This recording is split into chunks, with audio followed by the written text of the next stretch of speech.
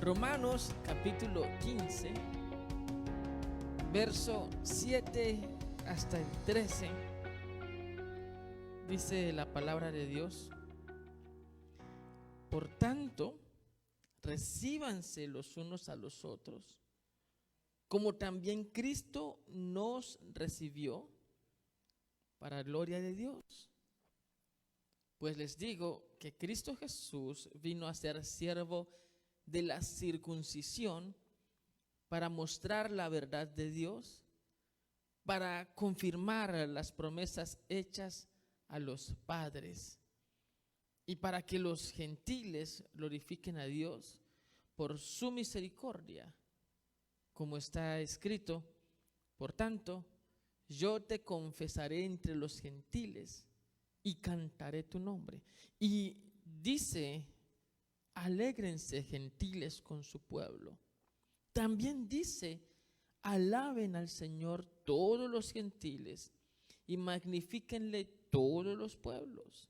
Y otra vez dice Isaías: estará la raíz de Isaí y el que se levantará a regir los gentiles esperarán en él. Y el Dios de esperanza les llene de todo gozo y paz en el creer, para que abunden en esperanza por el poder del Espíritu Santo. Padre, gracias por esta jornada maravillosa, este tiempo de ser edificados, de creer en lo que tienes para nosotros y lo que puede suceder en esta tu congregación. Ayúdanos, por favor. Levanta tu gloria en este lugar. En el nombre de Jesús. Amén. Tome su lugar, por favor.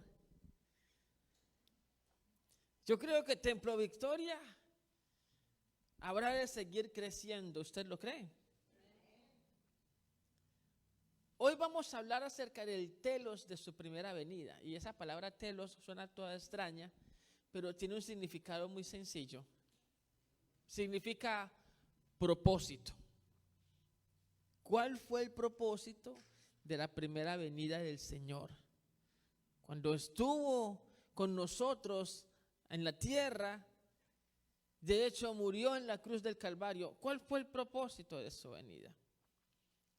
Pero antes de entrar un poquito en esto, quiero contarle la historia de un personaje histórico que de hecho falleció hace poco tiempo.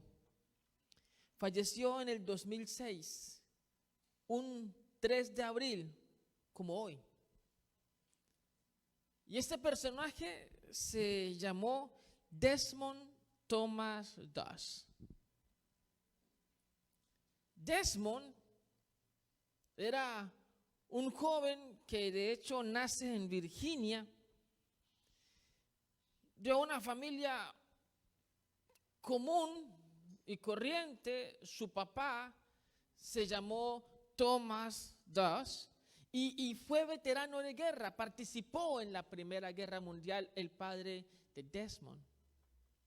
La familia era profesante de la doctrina cristiana, ellos eran adventistas.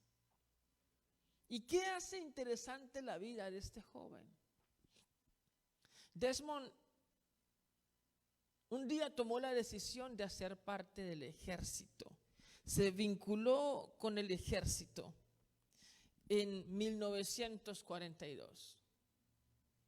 Entonces, de repente, en esa época, estalla la Segunda Guerra Mundial.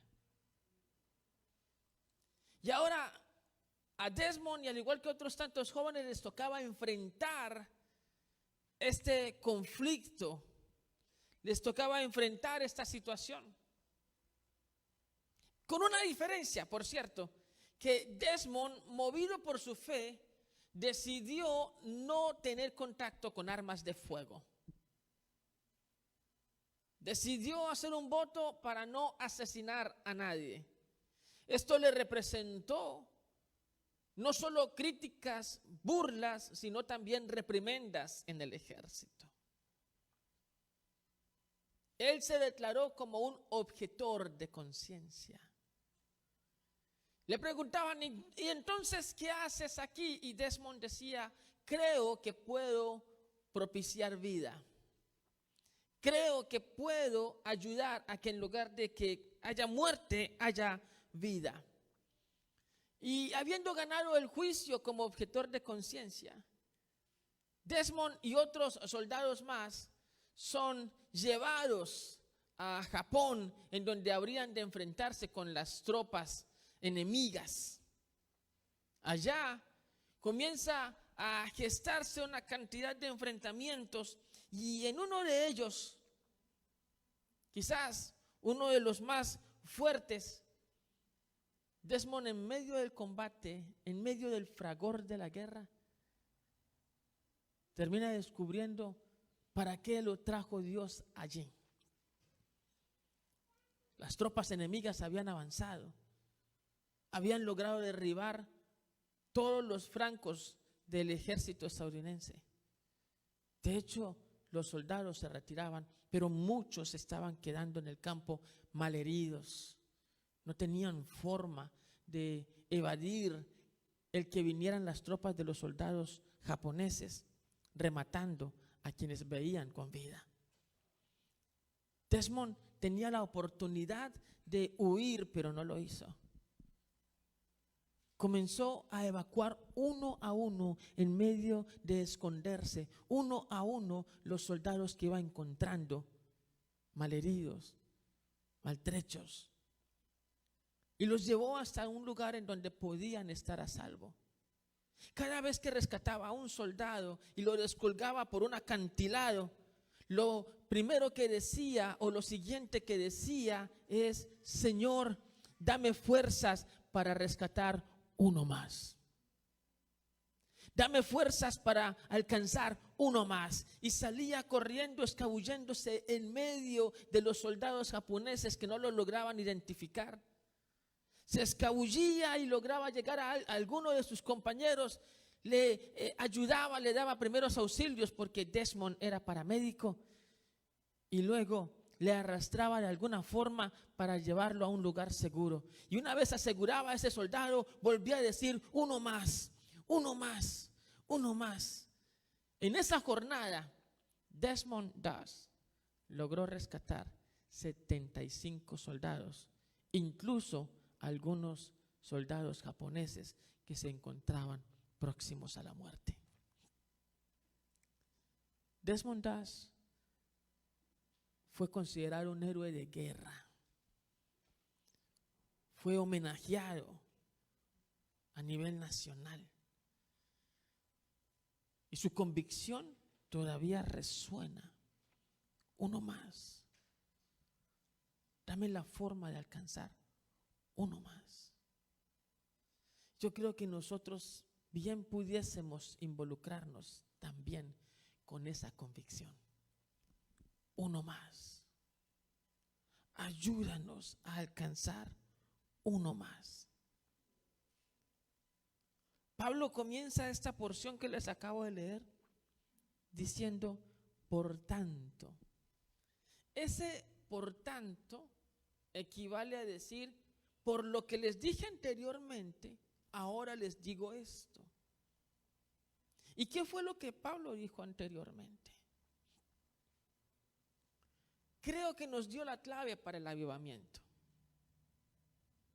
En los versículos 1 al 6, Pablo nos dio la clave para un avivamiento. Siempre nos hemos preguntado: ¿cómo logramos que la iglesia sea avivada? ¿Cómo logramos que haya un avivamiento? Algunas personas aseguran que solo con oración, pero siendo la oración vital para que el avivamiento llegue, no es suficiente. Otros van a decir que con ayuno y vigilia y estas actividades las necesitamos para que haya avivamiento, pero no es suficiente. Entonces déjenme recordarle lo que vimos la semana pasada, así a grandes rasgos, porque en los versículos 1 al 6, Pablo nos da la clave para el avivamiento. Él dice: los que somos fuertes debemos soportar las flaquezas de los débiles. Luego dice, no debemos agradarnos a nosotros mismos. Cada uno de nosotros agrada a su prójimo en lo que es bueno para edificación. Porque ni aun Cristo se agradó a sí mismo, antes bien, como está escrito, los vituperios de los que te vituperaban cayeron sobre mí. Porque las cosas que se escribieron antes, para nuestra enseñanza se escribieron, a fin de que la paciencia y la consolación de las Escrituras tengamos esperanza en ellas. Pero el Dios de la paciencia y de la consolación os dé entre ustedes un mismo sentir según Cristo Jesús, para que unánimes a una voz glorifiquen al Dios y Padre de nuestro Señor Jesucristo. Lo que está diciendo Pablo acá, déjeme resaltárselo en varios puntos rápidos. Primero, soportarnos unos a otros.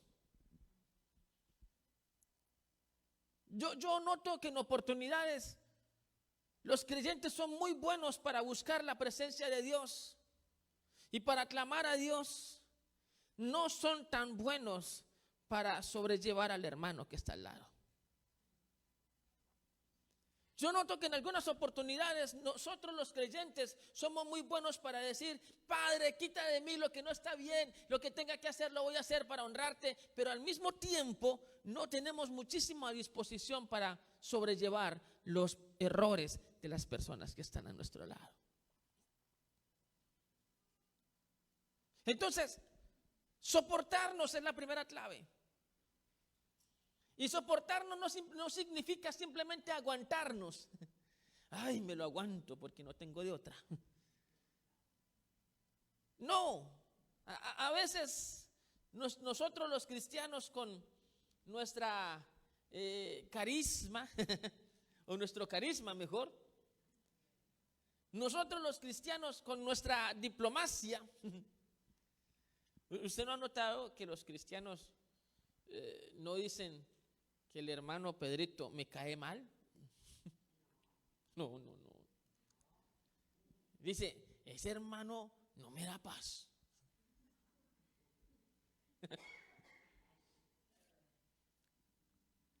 Y con nuestra diplomacia básicamente estamos diciendo, me lo aguanto, pero no lo soporto.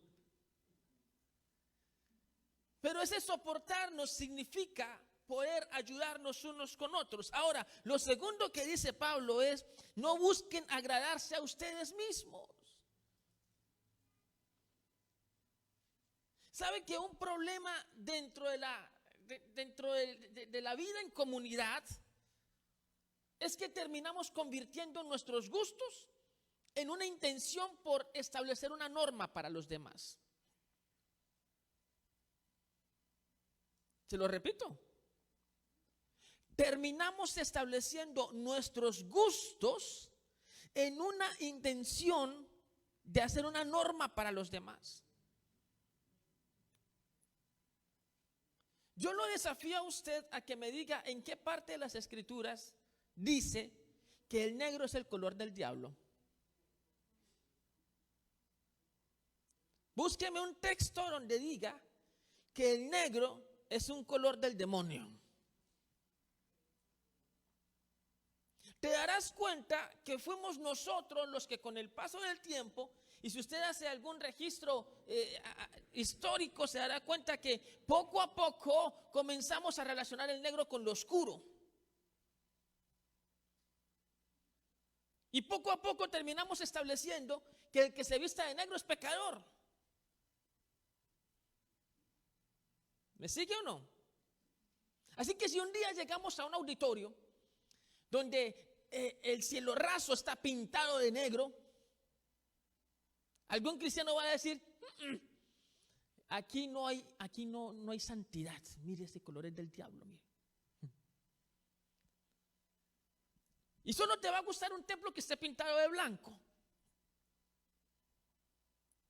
Pero vale aclararte que ese es tu gusto. Esa es tu percepción. El problema es cuando quieres convertirlo en una norma para otros. Y entonces el que se ponga ropa oscura es pecador. No le voy a hablar porque es pecador. ¿Me está escuchando? Y Pablo está diciendo, no te agrades a ti mismo. En lo que edifica, incluso procura agradar a tu hermano. En lo que edifica, no tenemos que generar una cantidad de confusiones. Entonces, alguien está diciendo, hermano, danzar es pecado. Pues yo le pido que por favor me busque un texto bíblico en donde dice que danzar es pecado. Eso no está en la Biblia. En la Biblia no dice que la iglesia danzaba. Déjeme aclararle algo importante. ¿Le parece? Voy a hacer un paréntesis. ¿Le parece? La iglesia no tenía mayores pautas sobre liturgia, porque la iglesia nace bajo la figura del cajal judío.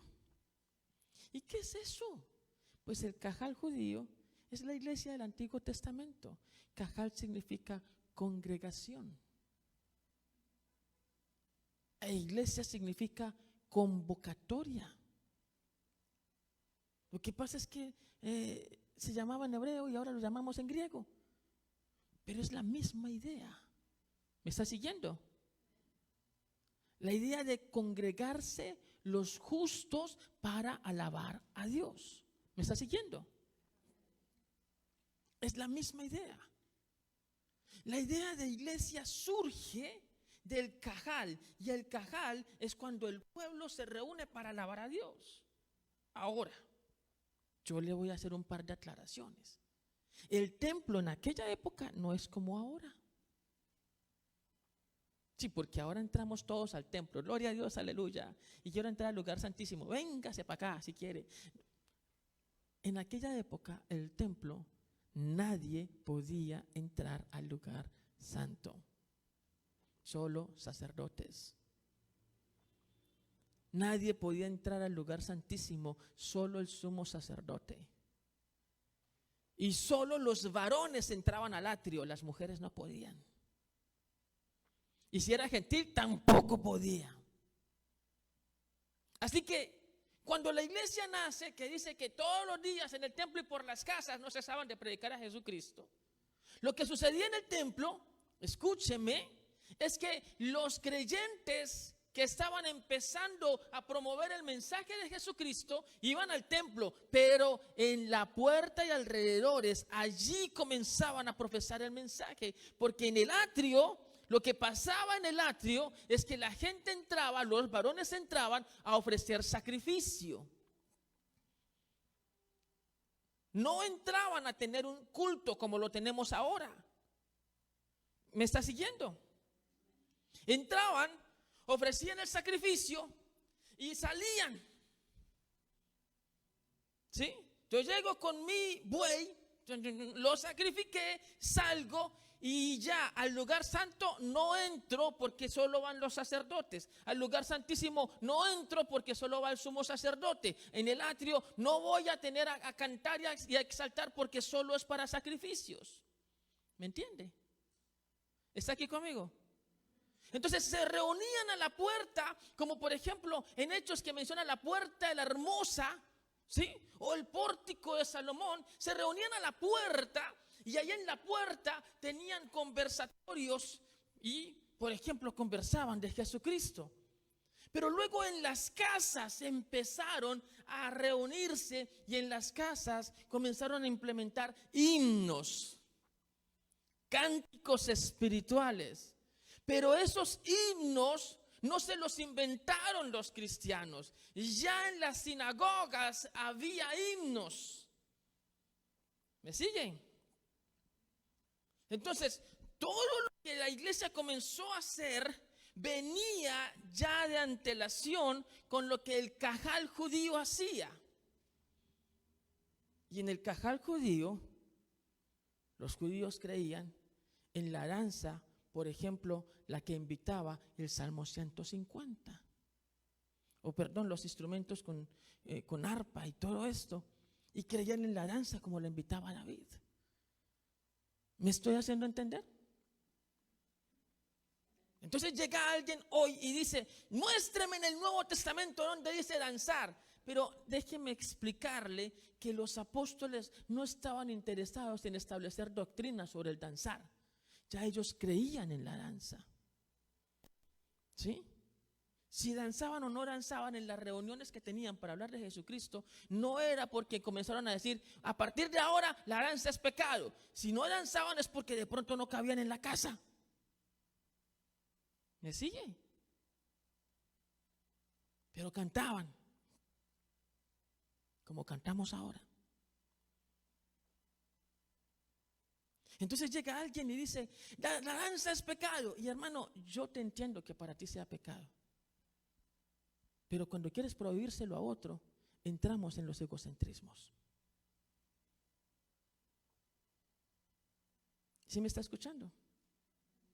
O cuando alguien llega y dice, tocar con el piano eso es pecado, o con la batería, la guitarra eléctrica, eso sí es del diablo.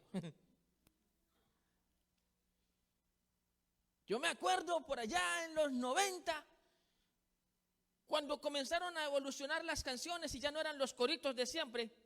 Alabaré, alabaré, alabaré. No, ahora comenzaron a cantar, con mi Dios yo saltaré los muros, y ya entonces se necesitaba guitarra eléctrica. Y entonces se puso el grito en el cielo, la guitarra eléctrica es del diablo, porque con la guitarra eléctrica se toca música metálica y la música metálica es del diablo. Bueno, entonces voy a hacer la declaración, ¿sí? ¿Me la quiere escuchar? Le voy a contar algo. El grupo de alabanza, así como lo estamos viendo ahora, así, una persona en el piano, un bajista, un guitarrista, un baterista, cantantes, así no se hacía en la iglesia primitiva. ¿Está acá? ¿Quiere que lo hagamos como lo hacían en la iglesia primitiva? Entonces quitemos todo esto. ¿Lo hacemos? ¿O simplemente entendemos que hay cosas que van cambiando? ¿Sí? Y hubo un tiempo en que la guitarra acústica tocaba meterle el micrófono hacia la brava, así. Y de repente surgió la guitarra electroacústica. Pero como esa es eléctrica y todo lo eléctrico es del diablo, al principio hubo gente que se salió a la iglesia porque en las iglesias tocaban con guitarra eléctrica o guitarra electroacústica. Y estamos poniendo por encima los egocentrismos. ¿Está aquí conmigo? Entonces hay cosas que yo puedo respetar respecto al otro. Yo puedo respetar que un hermano quiera danzar. Yo no danzo.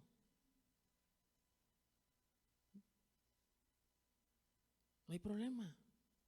Bueno, de hecho yo no tengo problema en terminar danzando, pero estoy diciendo de que algún creyente diga, yo no danzo. Ok.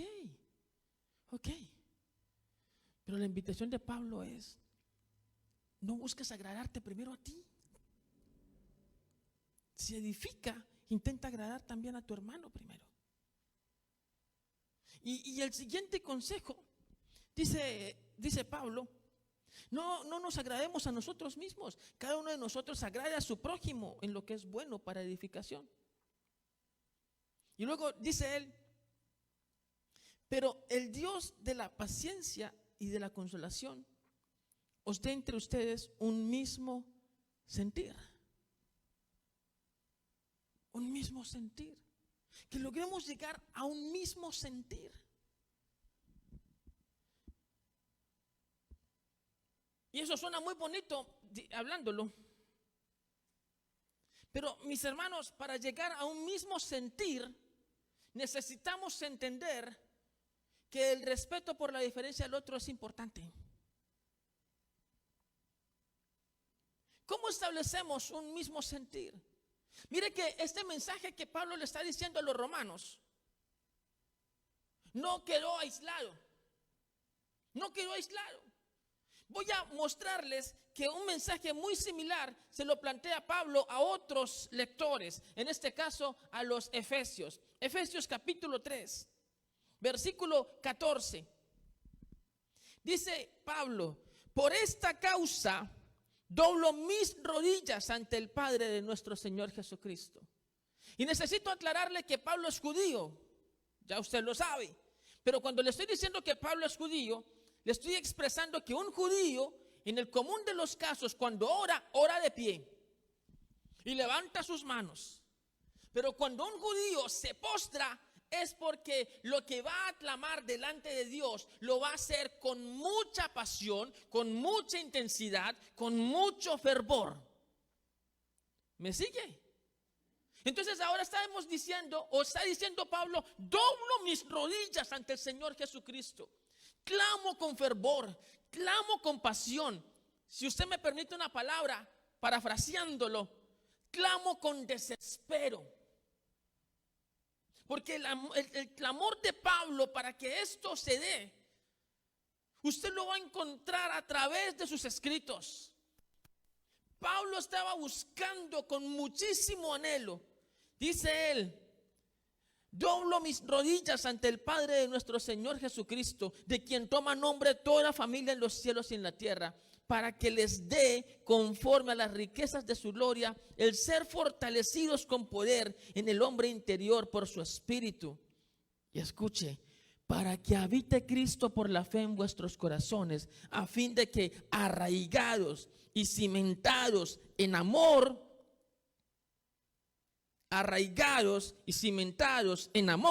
sean plenamente capaces de comprender con todos los santos cuál es la anchura, la longitud, la profundidad y la altura, y conocer el amor de Cristo que excede a todo conocimiento, para que sean llenos de toda la plenitud de Dios. Entonces aquí Pablo me está diciendo de manera específica y concreta: ¿cómo llego a la plenitud de Dios? ¿Cómo logro alcanzar el ser una persona plena? Me lo está expresando, pero me está diciéndolo a través de una increíble paradoja. No sé si usted lo nota, pero ahí dice: conocer el amor de Cristo que excede todo conocimiento. No sé si notó la paradoja, se la voy a volver a resaltar. Conocer el amor de Cristo que excede todo conocimiento. ¿Cómo vas a conocer algo que no hay forma de conocer?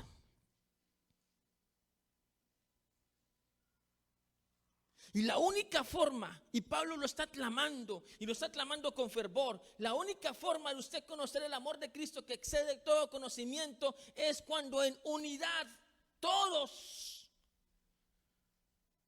cuando nos involucramos como un cuerpo, todos trabajamos en arraigarnos en ese amor.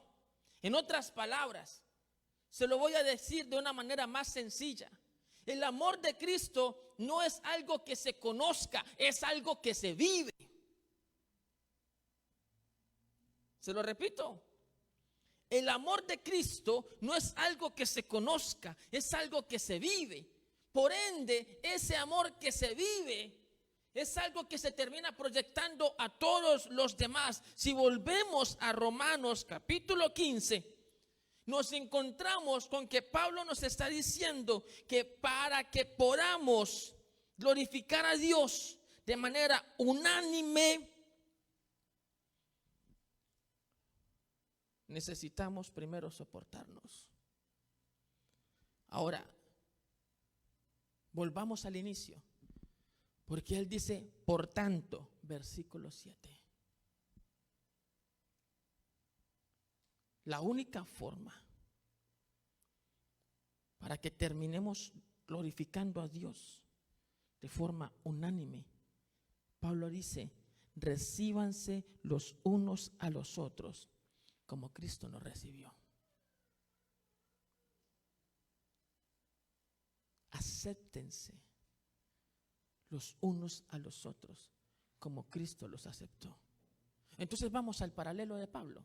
Él dice, acéptense como lo hizo Cristo, ¿cierto? ¿Dice así o no? Y si está diciendo, acéptense como Cristo los aceptó, entonces aquí viene una pregunta importante. ¿Qué tuvo que hacer usted para que Cristo lo aceptara? ¿Qué tuvo que hacer usted para que usted fuera recibido por el Señor Jesús y fuera abrazado por Él? ¿Será que usted tuvo que cambiar mucho? ¿Será que usted tuvo que decir, Señor, deja primero resuelto todos estos pecados y ahora sí para que me puedas recibir? ¿Qué tuvo que hacer usted para que Jesús lo recibiera? Yo le voy a decir qué tuve que hacer yo para sentir que Jesús me recibe. Yo solo tuve que decidir creer en Él. Lo único que yo tuve que hacer fue postrarme ante Él con mis pecados, con mis errores, con mi humanidad, con mis falencias, con mi pasado. Yo no solté nada de eso para que Él me recibiera. ¿Alguno de ustedes soltó algo para que Él lo recibiera? En mi caso, lo único que yo hice fue decirle a Él, te creo, necesito que vengas a mi corazón, por favor, ayúdame. Y Él me recibió. Ya Pablo me está diciendo, recibe a tus hermanos como Cristo te recibió a ti.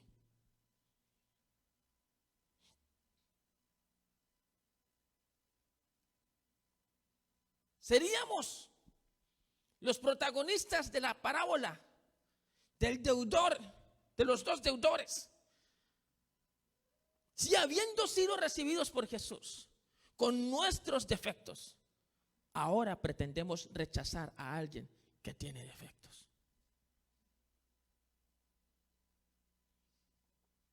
¿Está acá? Estábamos en una conversación en la clase de maestría y alguien dijo, si un pastor comete un pecado moral, tiene que ser destituido.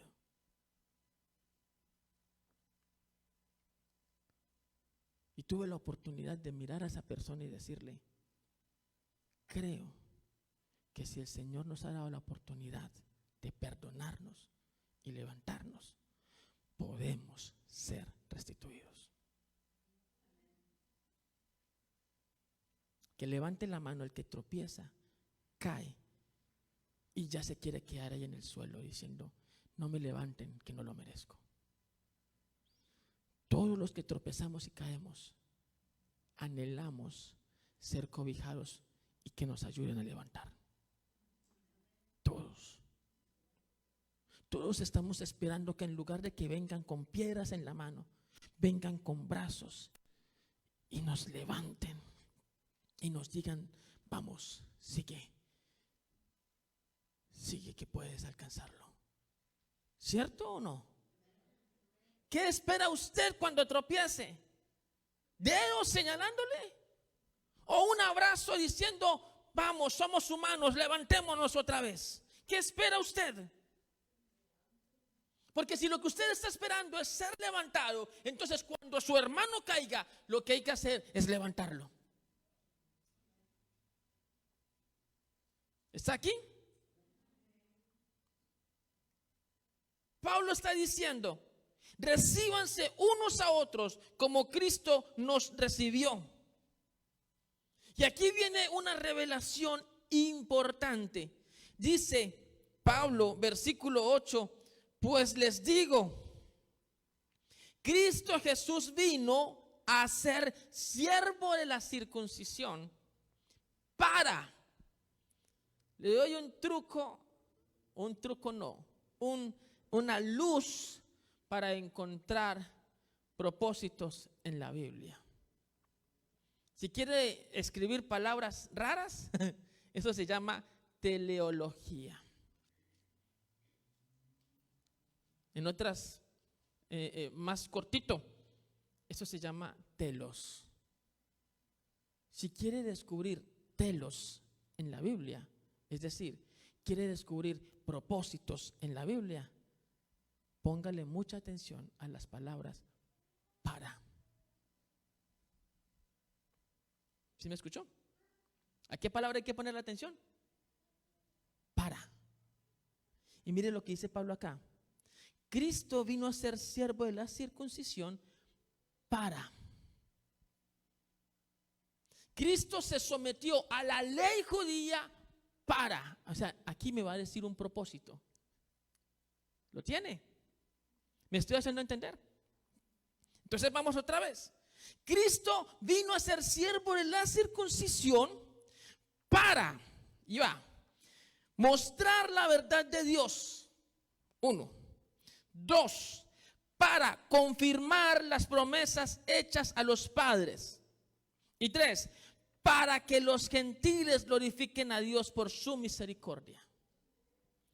3 propósitos del por qué vino Jesús. Se los voy a repetir.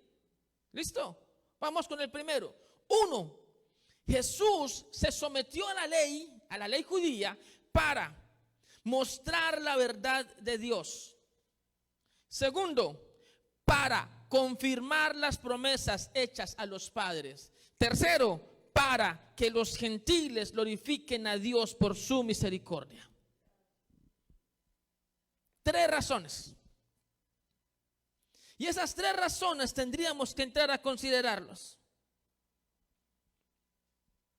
Primero, Jesús se sometió a la ley de los judíos y vino, tomó forma humana para mostrar que lo que Dios dice es real.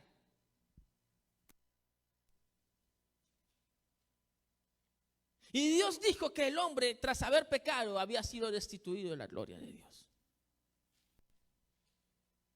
Y Dios dijo que el hombre, tras haber pecado, ahora estaba siendo sujeto de la muerte. Y Dios dijo que el hombre ahora no tenía ninguna forma o oportunidad de acercarse a Él. Así que el Hijo de Dios venga en persona, el que Dios mismo venga y esté entre nosotros y habite entre nosotros en persona, es una demostración de que Dios hablaba en serio. Es un argumento para decirte que lo que Él dijo era verdad.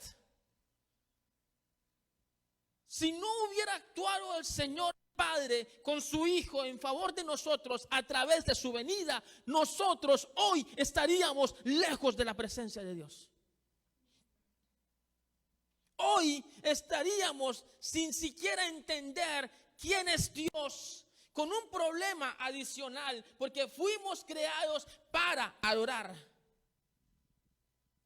Así que, habiendo sido creados para adorar y no teniendo la oportunidad de adorar, seríamos un absoluto fracaso, sin ninguna opción de ser restituidos. Que Jesús haya venido solo demuestra que el Padre hablaba en serio.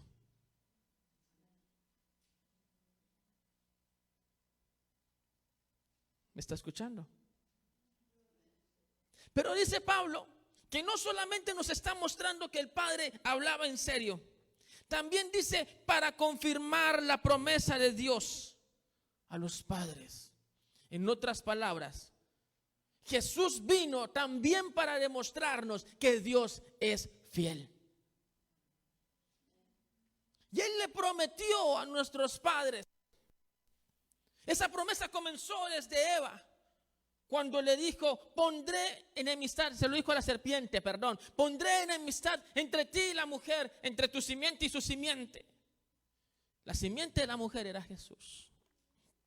Así que desde un principio Dios le dijo a nuestros padres, voy a enviar a alguien que los va a restituir. Voy a enviar a alguien que va a hacer una labor tan grande de amor que propiciará vida para todos ustedes. Y ese alguien que voy a enviar, el Señor se lo prometió a la nación judía. Y aunque la nación judía fue infiel al Señor, Aunque la nación judía adulteró, aunque la nación judía se apartó de Dios, Dios fue fiel a su palabra. Y eso me tiene que decir a mí que si Dios ha dicho que estará conmigo todos los días hasta el fin del mundo, Dios cumple su palabra porque Él es fiel. Lo demostró con su Hijo. También lo va a seguir mostrando en los pequeños detalles de mi vida diaria. A veces creemos, he caído, he tropezado, Dios dejó de amarme. El Señor prometió que nos amaría. Y Él es fiel, Él cumple su palabra. Somos nosotros los que decidimos distanciarnos de Él, movidos por un sentimiento de culpa, movidos por un sentimiento de ceguera espiritual. No, ya Dios no me ama, yo me voy de la iglesia. No, yo he cometido demasiados errores, Dios no me va a perdonar, pero Él es fiel.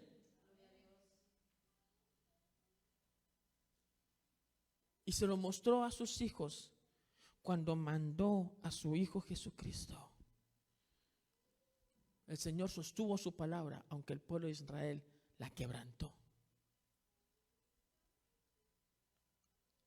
Así entonces, no hay manera de dudar de la fidelidad de Dios. Y el tercer para los que no son judíos, le den honra a Dios por su compasión.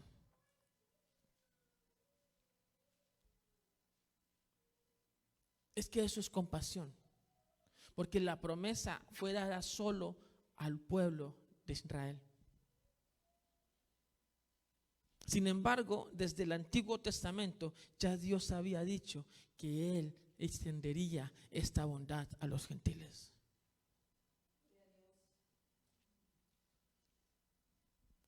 El Antiguo Testamento tiene 3 escenarios, uno de ellos, por ejemplo, con referencia en el Salmo 18:49, por tanto yo te confesaré entre los gentiles y cantaré a tu nombre.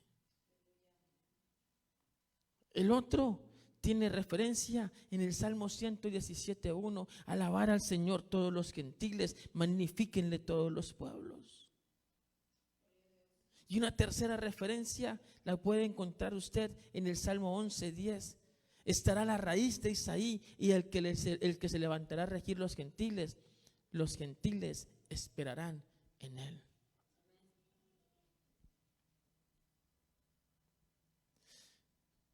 Dios había dicho desde el Antiguo Testamento que extendería su bondad a los gentiles, ¿correcto? Sin embargo, Pablo está escribiendo esta carta porque varios judíos le estaban diciendo a los gentiles: ustedes no son nadie. Ustedes, si no son de la circuncisión, se van a condenar. Dios solo ama a los judíos. Varios judíos le estaban diciendo a los gentiles: ustedes son adoptados y ni adoptados, ahí están como colados. Y lo decían con tanta tranquilidad que muchos gentiles llegaron a creerlo. Y no solo se lo decían a la iglesia en Roma, se lo dijeron a los de Gálatas, a los efesios, a los corintios. La iglesia en Galacia, los creyentes dejaron incluso de vivir por la fe y comenzaron a adoptar las costumbres legales de Israel.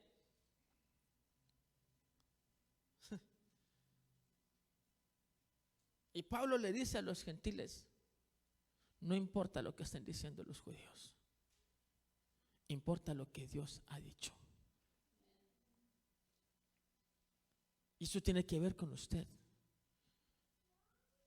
Escúcheme, porque hay gente que puede estar diciendo que ya no vales. Hay gente que puede estar diciendo que Dios ya no te ama. Hay gente que puede estar diciendo y expresándose quizás a tus espaldas que no tienes talento, que no hay ninguna oportunidad de que Dios te levante. Pero nada de eso tiene que ver con lo que Dios ha dicho.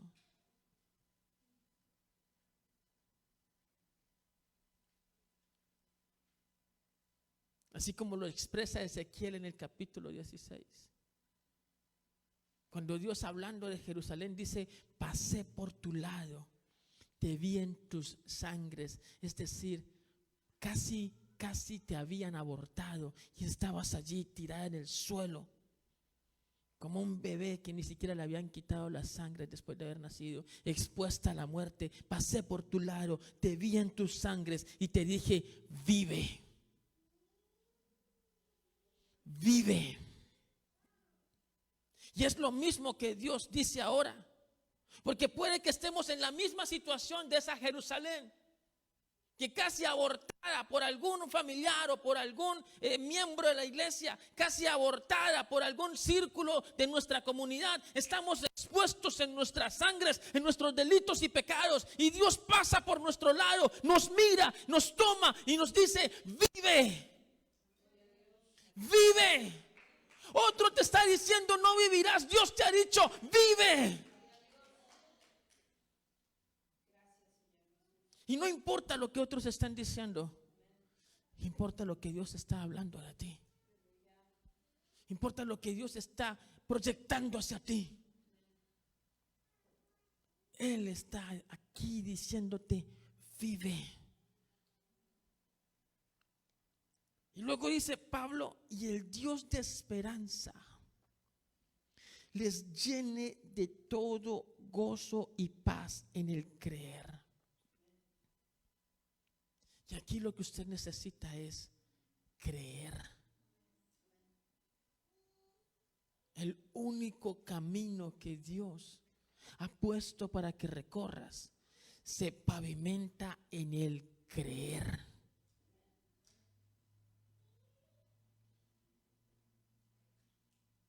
Y aquí está la clave del avivamiento. Y aquí está la clave de lo que finalmente Pablo termina diciendo: para que abunden en esperanza por el poder del Espíritu Santo.